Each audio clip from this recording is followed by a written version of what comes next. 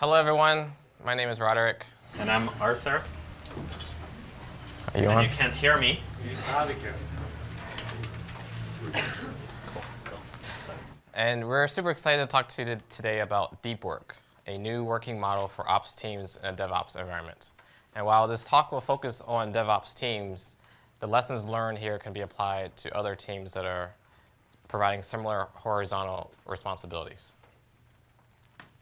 But before we go into the new model, let's take a look at the current model. And we'll start by diagnosing the problem with a series of questions. So, do you have developers lined up at your desk or customers lined up at your desk seeking help before you've had your morning coffee? Or do you find yourself multitasking or constantly being interrupted throughout the day with unplanned tasks?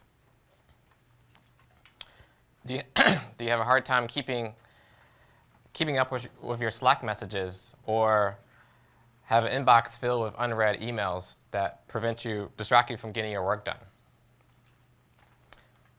If so, you may have a case of what we're calling DevOps interruptitis. And you're not alone. At Capital One, where Arthur and I both work, our ops team suffers from this problem as well. We work in a very highly collaborative environment. And so our ops team sits very near our devs. It's an open space. Developers are able to walk up to the team and ask for help. And usually they have questions around, their pipeline is failing, or they have questions about deploying something, or they have deployment failures and so forth. And they're looking for help from our ops team. And while it may seem harmless for an engineer to walk up to our team and ask for help, that simple tap on the shoulder is very disruptive, right? And especially when you're trying to focus on a presentation or trying to build that new fancy tool for your team, it can take a toll on you. And if you have enough of these interruptions throughout the day, your productivity just suffers, and you feel exhausted. And then you go home wondering, well, what did I do today? What did I accomplish, right? And that feeling is never good. And while there's no cure for DevOps interruptitis, we should at least consider treatment. There will always be interruptions, but we should aim to try to reduce those interruptions as much as possible. So find ways to subside the symptoms or the cause for those interruptions throughout the day. We could resort to hiding behind our computers or just hiding in a conference room and avoiding people altogether, but that's not practical, right? We work in a collaborative environment. There's a lot of teamwork involved, and so we need to basically work together in order to deliver our business objectives. We could also create a maze of processes between our ops team and our developers, right? We've seen this happen time and time again, where we create these intake processes where the developers or our customers have to fill out forms in order to engage with the team. We often say, well, unless you have a Jira ticket, I'm not going to talk to you, right? And that creates a barrier between your ops team and your development teams. And it's completely anti-DevOps, right? It's totally against the DevOps mindset. And so we want to provide a great customer experience, a great experience for our customers. And so we want to come up with a new way that enables customers to engage with us, to collaborate with us, to help us solve those problems together versus avoiding and ignoring the challenges that they're facing. We could just bury our heads under our computer and just give up and say, this is life. The way life is, interruptions are going to happen. We're not going to deal with it. But we're here to say not all is hopeless. At Capital One, we think we found a model that has started to work with us. But before we go into the new model, let's take a quick detour and look at the concept of deep work.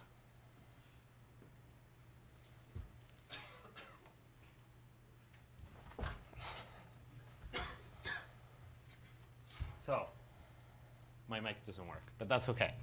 Oh, is it working now? Awesome. So before we talk about deep work, let's take a look at what an office environment looks like today and really why we need deep work. What's the point? Recent studies showed that in a typical office environment, an office worker gets interrupted every 11 minutes. But we know from that study and many other studies that it takes about 25 minutes to get back to what you're doing.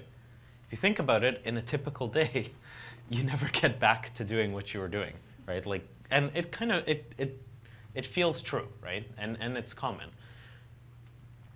We also know from Dave O'Connor's SRE book, Google SRE book, that if you want your engineers to be happy and productive, you can't treat them as interruptible units of work where the context switch is free. We know it's not free, right? It's at least 25 minutes.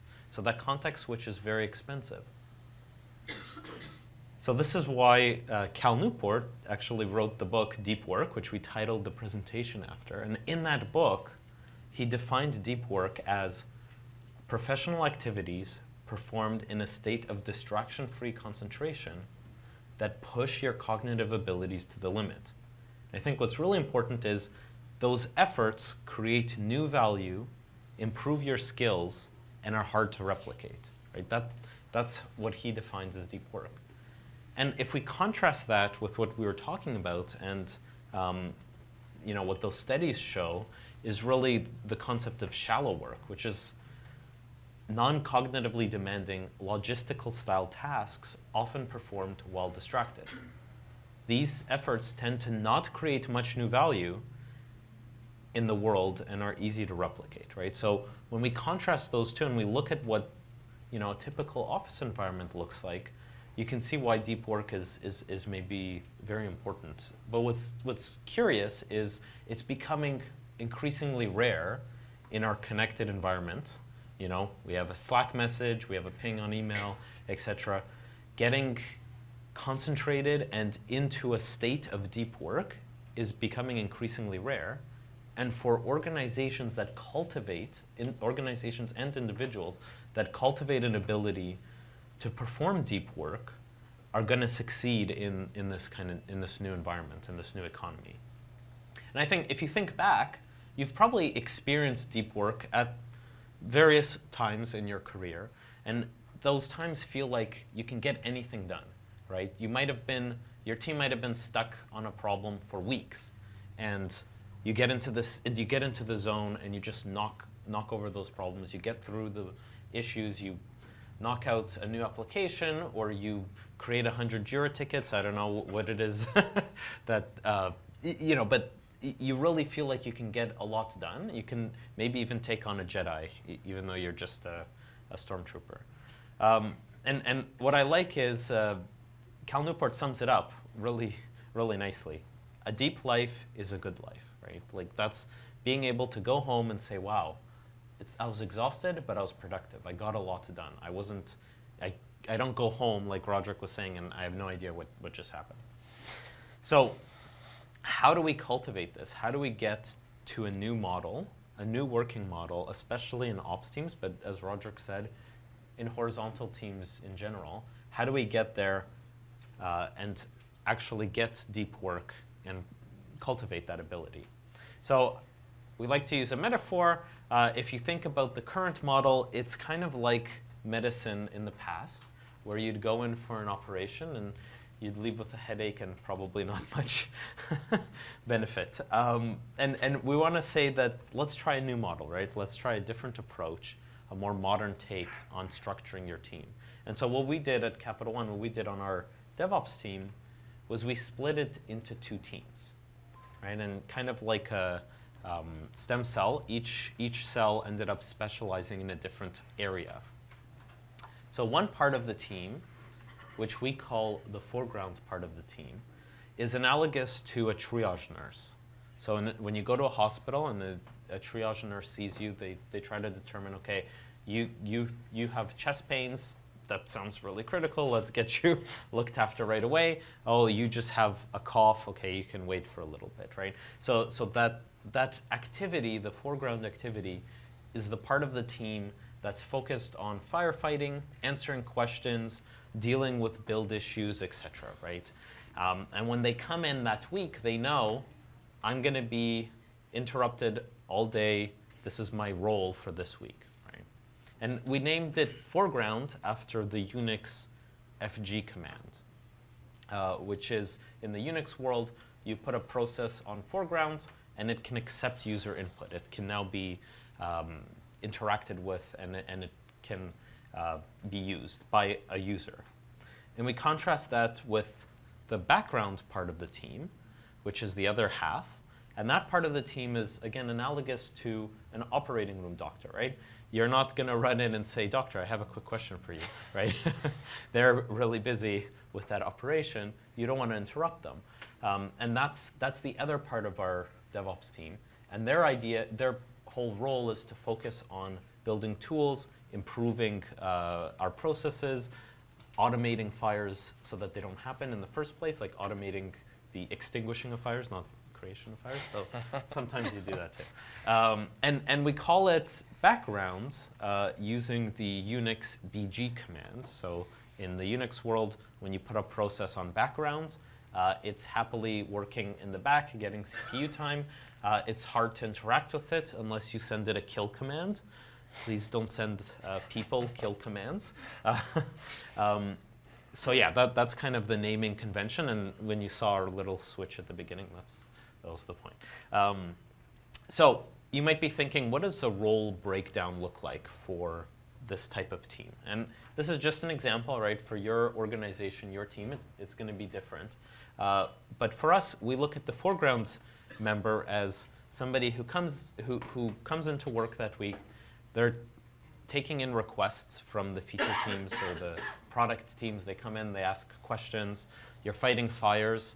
We want an on-call schedule that's sustainable. This is a common discussion in the DevOps community. How do we have on-call practices where somebody's not on call all the time? So we rotate that way as well. They help with general questions, assist with build failures, and they're mostly hanging out in the Slack channels answering questions or having walk-ups happen. We contrast that with the background part of the team, whose main task is to work on strategic tools, right? They need to be able to make significant progress on a tool that might automate some of those initial questions, right? Make them go away, give better feedback to customers or to the users of that tool. Any manual processes that we have, we had an onboarding process that was 20 steps. Let's automate that away, make it happen automatically. Nobody has to interact with a human, it just happens. And just like in software, where you have software technical debt for your software, in the DevOps world, we have infrastructure debt. We have to pay that down. We have to improve. We have to modernize to new infrastructure approaches and architectures.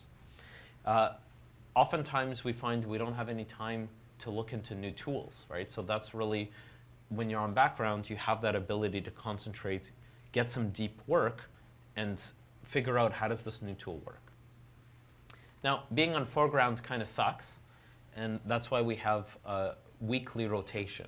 So in our team, fortunately, we have enough people where you can be on foreground for a week and on background for 2 weeks straight after that. So it kind of gives you a little bit of a break from that very exhausting interrupt-driven week, and then you get to focus and concentrate. So let's take a look at how do we actually get this into your organization.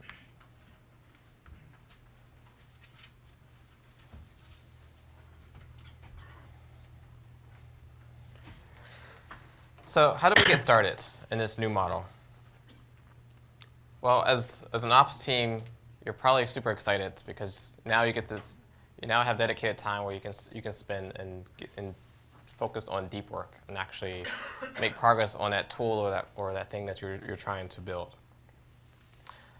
But your developers or your customers may not be so excited, and the reason for that is they have to change their behavior. So if they're accustomed to going to their favorite person or their favorite ops person for help, they're going to have to adjust that behavior so that they're going to the person who's actually on the foreground that week.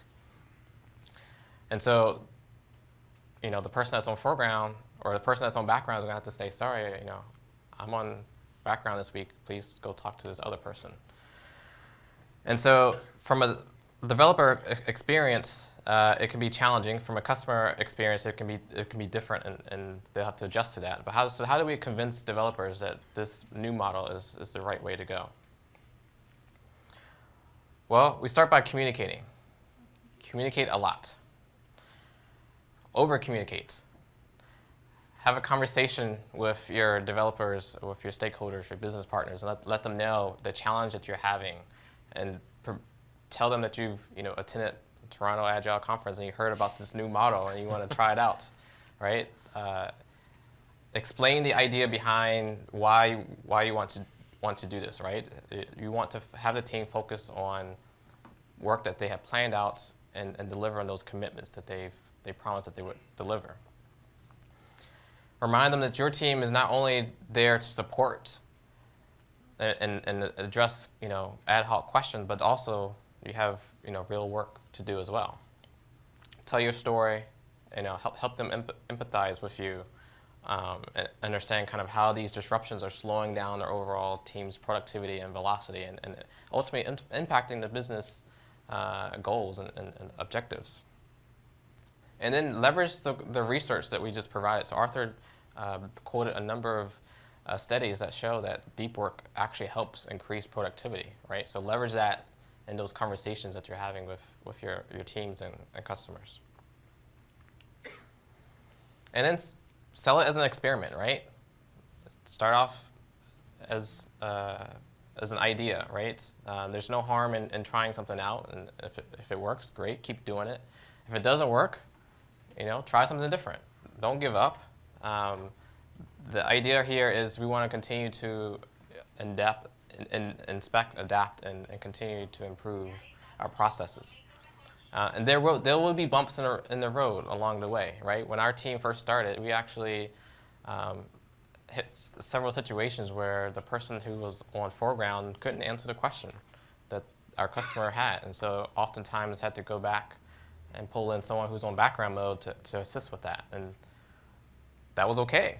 It's not a bad thing. It actually highlighted a problem that we had within our team, right? We weren't sharing knowledge very well within our team, and so we needed to kind of find a way to reduce our bust factor. And so foreground background actually enables that. It actually helps us share knowledge with our team members so that we can effectively assist our customers.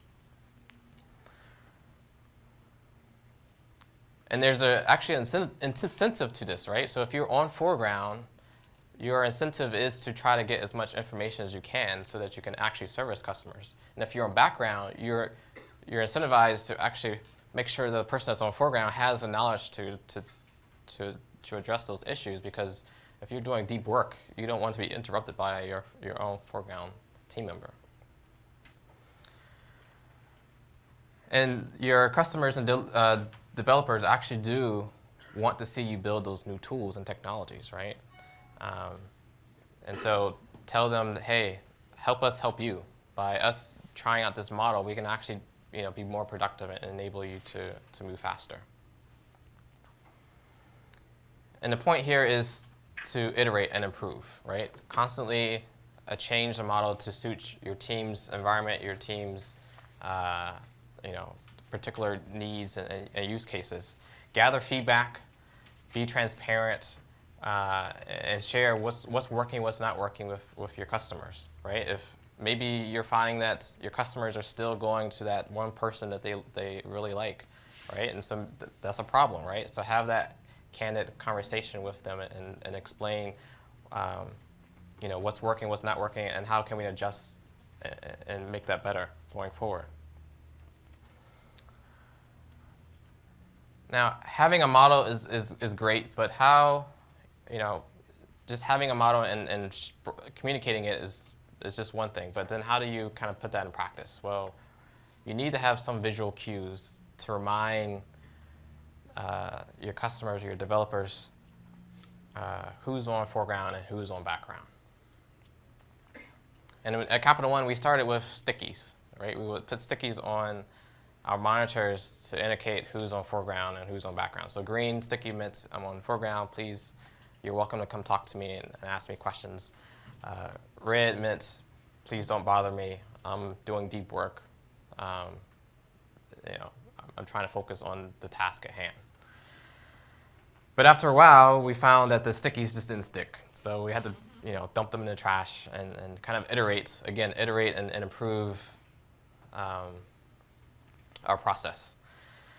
And then we discovered Lexafor. Lexafor is a device that you can plug into your computer, and you can actually, in real time, adjust the colors to indicate who's on foreground and who's on background. So again, red meant I'm on background, green meant I'm on foreground. And this enabled us to do, if you're on foreground, you can switch back and forth. So if say you were addressing a customer's issue and you need a couple hours to kind of address that issue, you can switch yourself back into background mode temporarily. And then once you resolve that issue, switch back to foreground. So it enables you to do that in a more real-time fashion where the stickies would eventually kind of get lost and fly away. So walk-ups is one way to provide visual cues, but there's other means in which we engage with our customer, which is Slack. So Slack, we also use this Slack status to indicate who's on foreground, who's on background. We provide different icons, and we get very creative in what we do. So every week we often try to find that new emoji or what have you that's kind of illustrate who's on foreground, who's on background. So have some fun with it, right? We also have a Slack channel. So this is where a lot of folks can join and have a conversation. So we provide another visual cue here to say who's on foreground. So these are two folks from our team that you should be engaging with this week. And if these cues are useful, they're constant reminders to your developers, right? If I'm a customer, I'm walking up to our ops team, and I notice that they have a red flag on, I'm going to think twice before I go talk to that person, right? At least it reminds them, hey, we agreed to this model. Let's make sure that we're actually in practice applying that on a daily basis. Occasionally you'll still have folks who will kind of ignore that, but at least they feel guilty to some extent. And as part of our iteration, as part of our next iteration, we want to kind of automate some of this stuff as well. So we want to build a chat bot that will kind of intercept a request.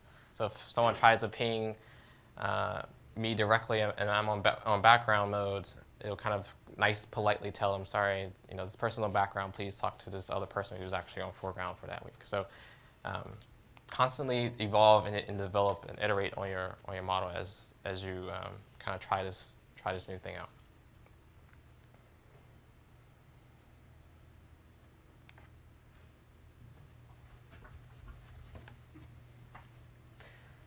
So we've seen how do we sell this to our customers, right? And then once we've sold it potentially as an experiment, and we always know the best temporary solution, the best permanent solution is a temporary one, right? And then we show how to visualize it, right? So trying to get people to respect the red light. But how do you keep it going, right? How do you make sure that it's going to be successful? So constant reinforcement, constant reminders are a great way to try to build up that culture. It's going to be hard because the hardest things in software are culture change, right?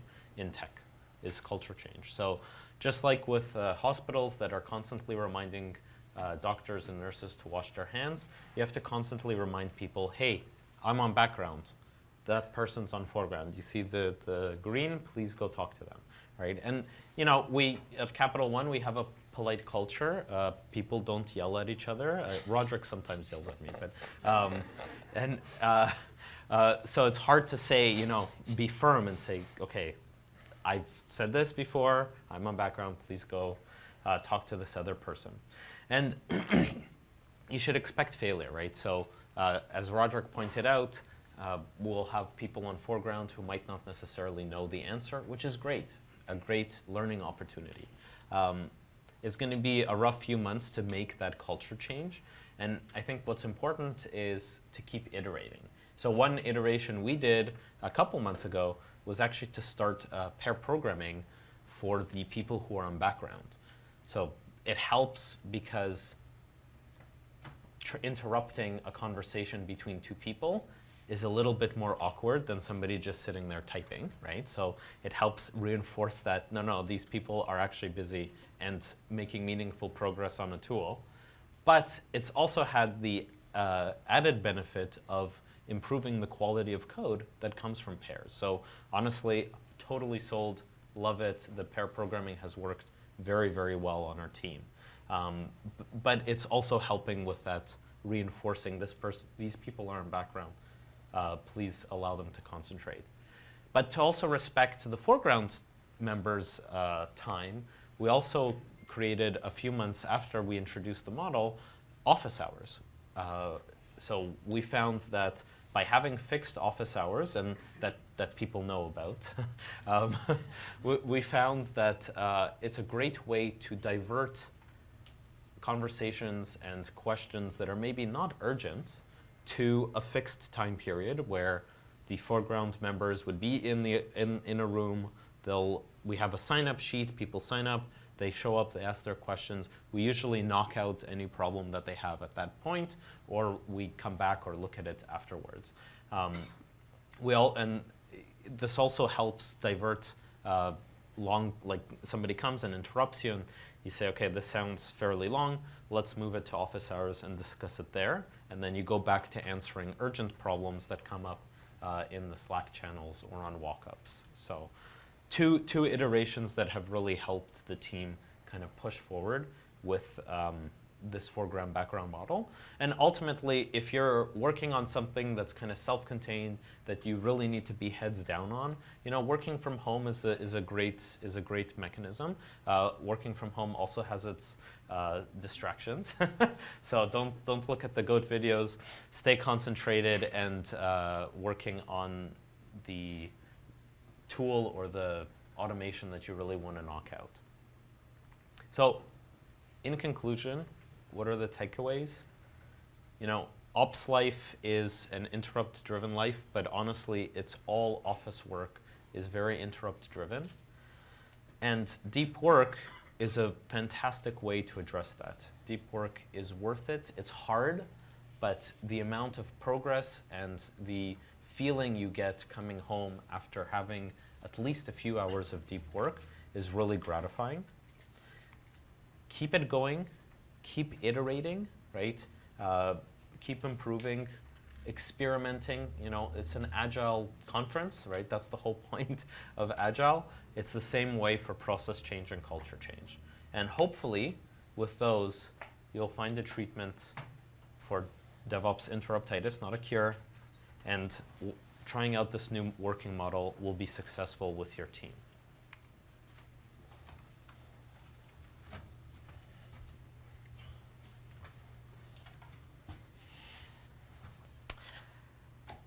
And with that, if you are interested in working in an environment where you can actually experiment, if there's any technical folks in here, if you want to work with open source tools or contribute to open source, Capital One is hiring. Or if you're an Agile coach and you want to talk to one of our awesome Agile coaches, we're hiring as well for that. And with that, my name is Roderick Randolph. It's been a pleasure talking to you today. You can find me on LinkedIn. Please connect with me. And these slides will also be posted online as well. Yes, and I'm Arthur Maltson. You can follow me on Twitter. I'll tweet out a link to the slides after we upload them. So thank you. Thank you.